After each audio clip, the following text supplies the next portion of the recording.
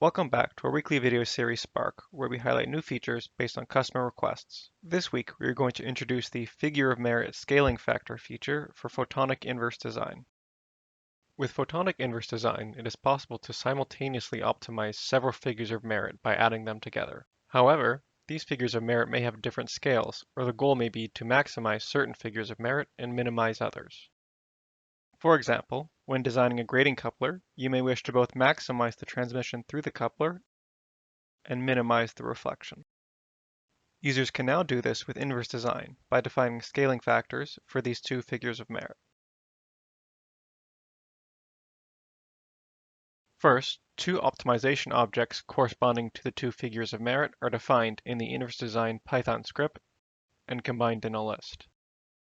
The scaling factors, or weights, for the two figures of merit are specified, and the optimizations and weights are combined into a super optimization object. With these weights, the total figure of merit would be the difference between the transmission and the reflection. The geometry is then optimized for this new combined figure of merit. From this figure of merit plot, we can see that the transmission, plotted in orange, is maximized by the inverse design algorithm, while the reflection, plotted in green, is minimized. That's all for this week. Thanks for watching.